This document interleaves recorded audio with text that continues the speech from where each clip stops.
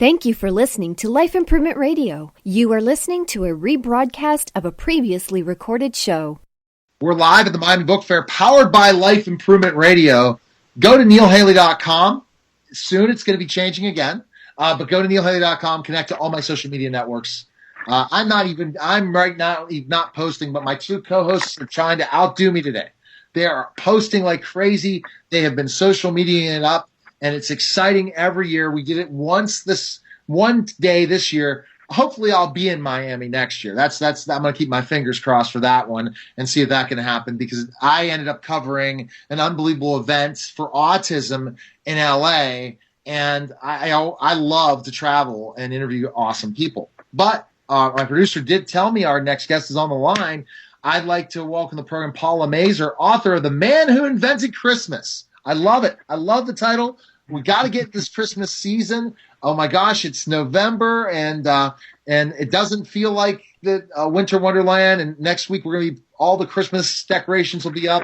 But Paula, that's what's going to be happening next week. Everybody is going to start to hang up things, and Christmas season begins. Right, Paula?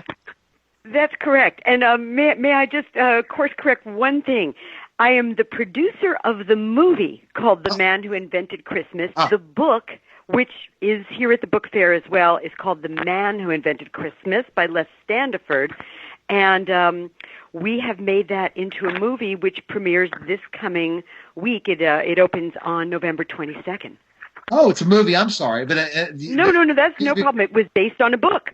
I had 30 seconds to prepare. That's okay. We're going to get there. We're going to get it all right, all the facts right.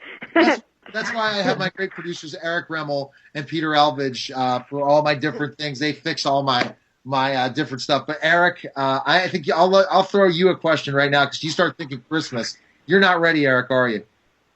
No, I'm excited. I mean, I'm ready for Christmas this year, but I'm excited to hear more about the movie and the topic, because I love Christmas.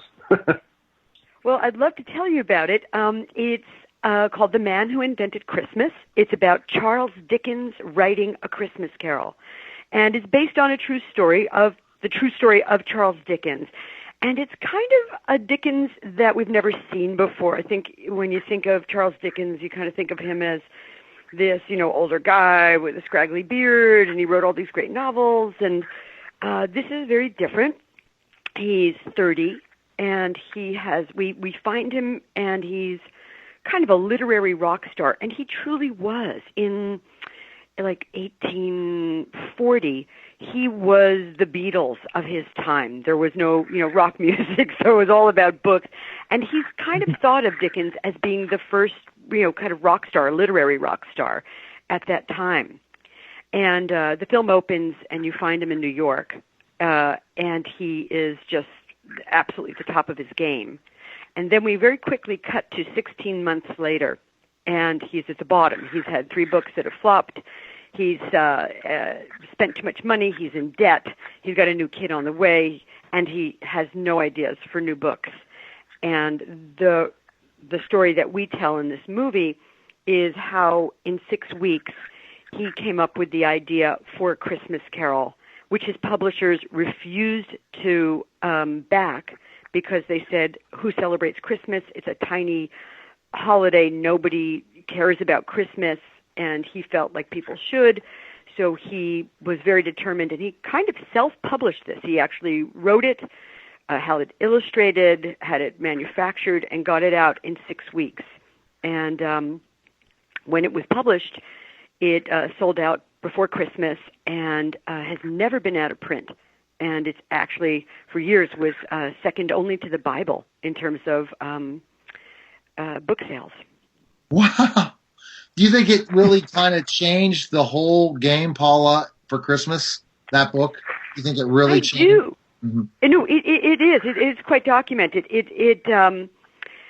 For some reason, it was a minor holiday. And so when he went to his publishers and said, I have this idea, it's about this guy who's really a tightwad, Scrooge, and these ghosts come and see him, and they change his life, and it's all around Christmas. And they're like, Christmas? Why would you want to write anything about Christmas? Who celebrates Christmas? And he said, but it's a time of year when people actually should be looking out for their fellow travelers. And that's the story of Scrooge, this person who is so tight-fisted and ungenerous, and how he is presented with his past, present, and future, and that transforms him. And that's kind of a piece of the movie, both thematically and plot-wise. Wow. I had a thought that I was curious about. It's like a story. Is it more so focused on the sort of the Christmas Carol? Or is it more so on the story of kind of like seeing him in a different light, so to speak, while writing the story? The latter, exactly. It is about him writing it, but Dickens had a really unusual process of writing. First of all, he walked around with a notebook, and if he'd hear a name that he liked, he'd whip out his notebook and he'd write it down. So we have a scene in which he's at this literary club that he used to go to, and the waiter comes up and he says, "My name is Marley." And he whips out his notebook and he goes, "Marley? How do you spell that?" And that becomes the name of one of the characters in A Christmas Carol. So he had all these names, and Dickens said that he couldn't write a character until he actually came up with the name. And he'd scroll through these, he'd kind of leaf through this little booklet that he carried around of names, and once he got the name right, the character would appear to him. And it literally, a very imaginative man, kind of did appear to him. And he would talk to his characters. They would kind of appear to him in the room. He would walk. He was known for walking like 15 miles a day in London and talking to his characters, working out his story. So in the movie, what's so kind of fabulous is that you actually see these characters start to appear to Dickens, and they show up in the room. So Dan Stevens, wonderful actor who plays Dickens at 30, is trying to write A Christmas Carol and conjure Scrooge, and he's going through this whole list of names like Scrabble, Scrungy. He finally comes up with Scrooge, and he turns, and there behind him is Christopher Plummer as Scrooge. And that's what happens with a bunch of different characters who are characters in A Christmas Carol. So as you go through the film and you meet like his nephew who's got a crutch, you understand that that's going to become Tiny Tim. And these characters even follow him through the streets of London. It's really pretty terrific. Awesome. Yeah, the interesting thing is I can definitely relate to the artistic process. Being an artist myself, it kind of changes up for me where I have to kind of think of the colors first before I start making a piece digitally. So I could definitely see the relation of trying to figure out before creating, a character fully, kind of creating a name to, so to speak, bring them to reality, so to speak. But it's interesting to say the very least, thinking about the artistic process of creating the story. I guess my question would be is what have you seen in the book and in the movie kind of that, might be different from today's artistic processes versus the current process that was explaining in the book? Well, for one, he writes with a fountain, like a pen that you dip in ink. So, kind of a quill pen. So that's quite different. He's not on his computer, not even on a typewriter. This is the 1840s, so he's got a pen with ink, and he's scribbling away. And when he's rewriting, you see him crossing things out. And we actually... at the Morgan Library Museum in New York and the Dickens Museum in London, they're doing concurrent exhibitions about Dickens that kind of relate to the movie. And you can actually see the manuscripts that he has. And it's amazing. You can see them, scribbled out, crossed out, kind of, you go like, oh, I do that sometimes when I cross stuff out. But this was Dickens, of course. Yeah.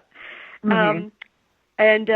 He really went out on a limb to do this because part of the process of the book is to also have illustrations, which, of course, he didn't do. Speaking to you as an artist here, he had to go find an illustrator, and he was broke. I mean, he really was broke, and but he borrowed money, and he only wanted the best. He always his level of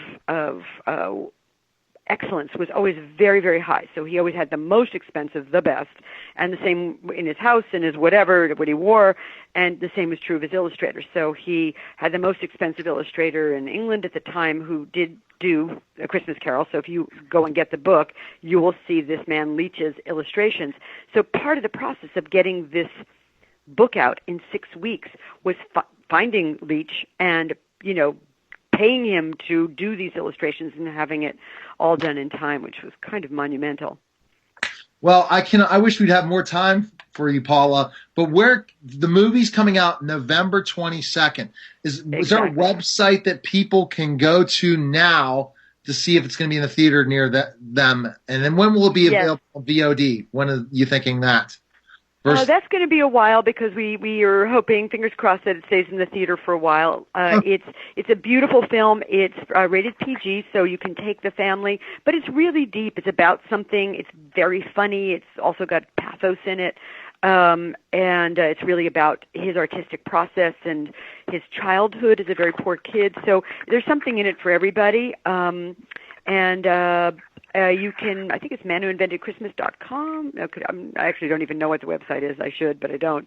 But you can find it in Bleecker Street. It's on Facebook, Man Who Invented Christmas. You can find it there. All you need to do is Google it. The trailer is wonderful, so you can go to that and look at that. There's a featurette, so you can really get a sense of what you're going to see by taking a look at that. All right. Well, thanks for calling. Best of luck, Paula, and thanks for coming on the show. Appreciate it. My pleasure. Thanks so much. Have a good Sunday. All right, you too. You're listening to the Neil Haley Show, powered by Life Improvement Radio, live on the Mind Book Fair, and we'll be back in just a moment. Thank you for listening to Life Improvement Radio. The views expressed by show hosts or their guests are their own and shall not be construed in any way as advice from Life Improvement Radio. We make no recommendations or endorsements for radio show programs, services, or products mentioned on air or on our website. Personal perspectives expressed by the producers, writers, or editors will always be presented as such. Any rebroadcast or retransmission without the expressed written consent of Life Improvement Radio is strictly prohibited. Thanks for listening.